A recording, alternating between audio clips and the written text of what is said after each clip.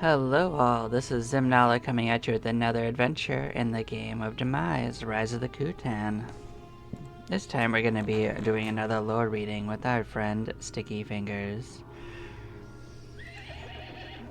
Let's see what's on the menu for today. So last time we did a triple reading of the armors.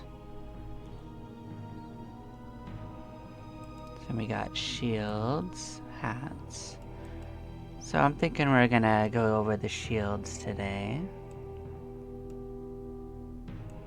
And we might also do the caps. I'm deciding, maybe we'll do double monsters instead. Maybe we'll do the shields and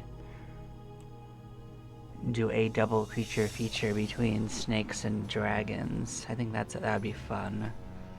So yeah, let's go with that plan. Starting with our friends, the basic rock snakes.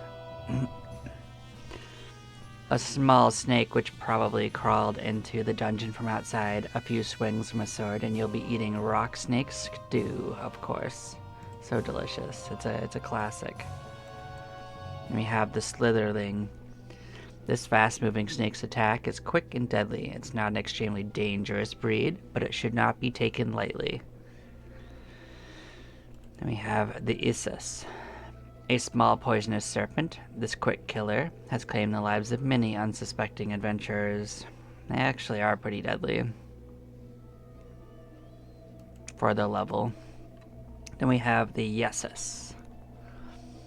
About 4.5 feet long, the deadly poisonous Yessus can kill a man with a single blast of venom. Then we have the bull snake, which is a large constrictor. This snake kills by squeezing its prey to death, just like my mom. Clearly. And we have lesser anaconda. Unlike its relatives, the lesser anaconda is only a few feet long and not nearly as much of a challenge.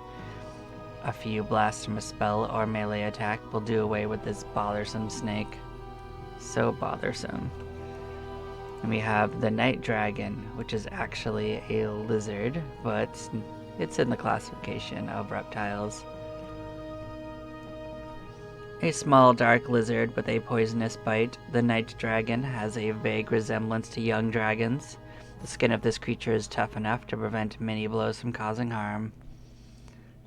We have the giant serpent. A large poisonous snake likes to attack from shadowy corners. We have the pit vipers. They're pretty fast. Exceptionally agile. The small pit viper will almost always strike its target, delivering a strong bite and a dose of venom. The viper is so fast that solitary adventurers have been known to have died outright within seconds of disturbing one of their nests. You got the venomous gecko. Much like its name implies, this gecko can poison you almost at will. Most people underestimate this creature, but soon find themselves on the wrong end of the battle. And then we start coming up against monsters we haven't properly identified, so we're going to move on to our dragon friends and come back on a future location in time to sort out them more thoroughly. We've got the Dragette. This little baby dragon is so cute that people usually try to take it home before they realize how deadly it can be. Do yourself a favor and kill it before it kills you. We got the pseudo dragon. This small benign dragon is hunted as often for its companionship as it is for its wealth. Then there is the lesser red dragon. Not quite as dangerous as his big brother. This dragon is still quite nasty. A head-on attack should take care of him. Then you have the red dragon, and the biggest difference between this and the S is it has a little bit more hit points, but it also casts fire spells instead of just breathing fire. So expect to get hurt a decent amount by fire when you fight these guys for the first time. A small, fairly intelligent dragons. Red dragons are feared mostly for their breath weapon, a blast of hot flame. While it's well known that red dragons often have great amounts of treasure, A few have been known to gather cursed items to punish those that would hunt them for profit. Then there is the wyvern. These guys have a stronger breath than the other ones. Tales of the stupidity of wyverns are a source of constant amusement in taverns, but getting into a fight with a couple wyverns will quickly wipe the smirk off of an adventurer's face. 4 tons of muscle and flame under the control of a brain too dense to realize that it could be hurt. Wyverns fight to the death and often without provocation. They also have a nasty tendency to chase after dinner on the hoof, or at least in leather boots.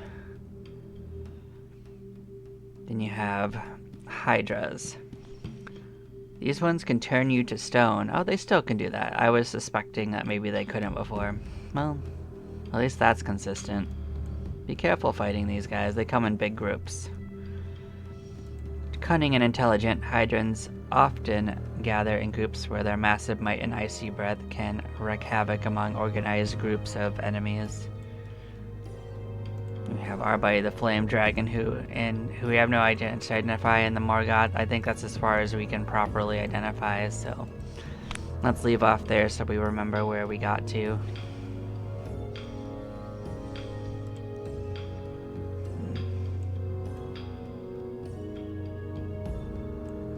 Now let's get our way through these beautiful, beautiful shields. We've got the wooden shield.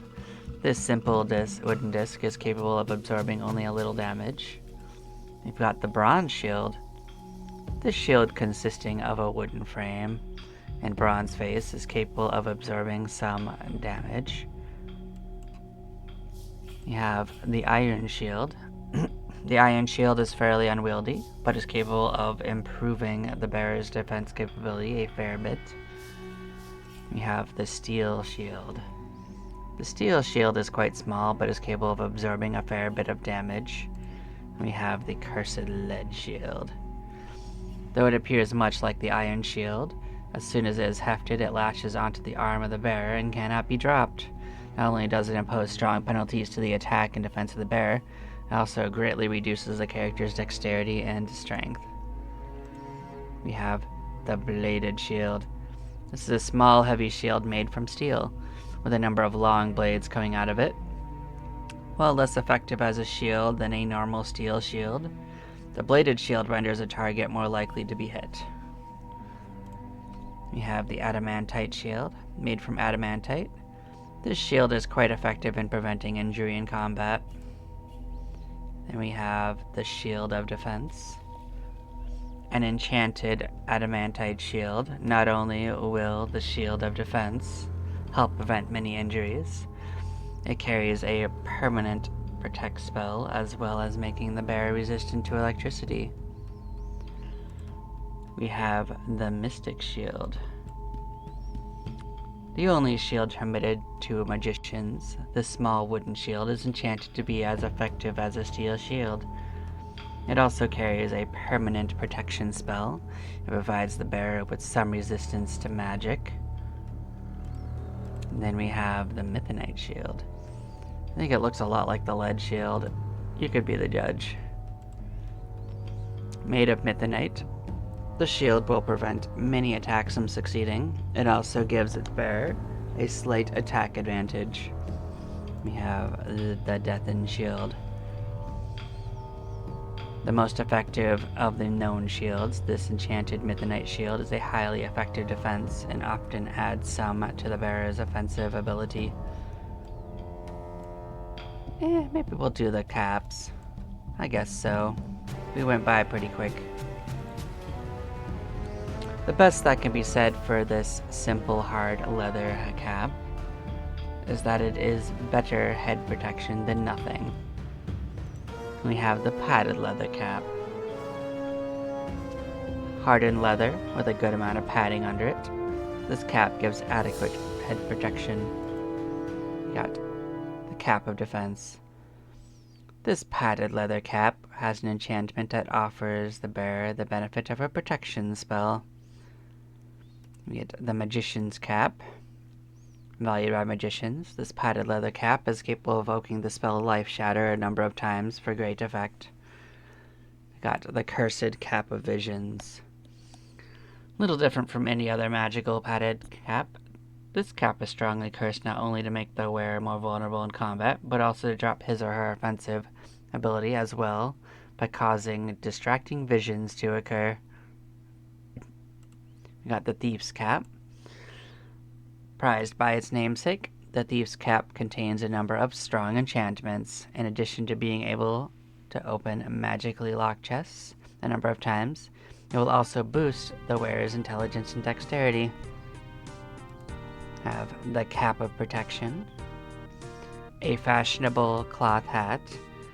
This cap is strongly enchanted to provide a good head protection and carries a permanent magical protection spell cast on it. Got Cap of Death. An ominous looking peaked black hat. This cap provides excellent head protection. It also carries a permanent protection spell and is capable of invoking the spell Word of Death to devastating effect a few times. It also gives the wearer a slight attack advantage. And the final one we ever found, the Lemurian Crown. A gleaming artifact of gold, mithenite, and pale blue gemstones. This powerful crown is in the possession of the Lemurian High Priestess. Its capabilities include a great increase in the wearer's defensive ability and a strong one in attack. In addition, both the intelligence and wisdom of the wearer are increased. Finally, it is capable of invoking a life-sapping, paralyzing death a number of times. And there we have it.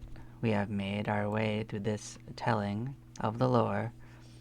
I hope you enjoyed, and I will catch you next time. Bye-bye, y'all.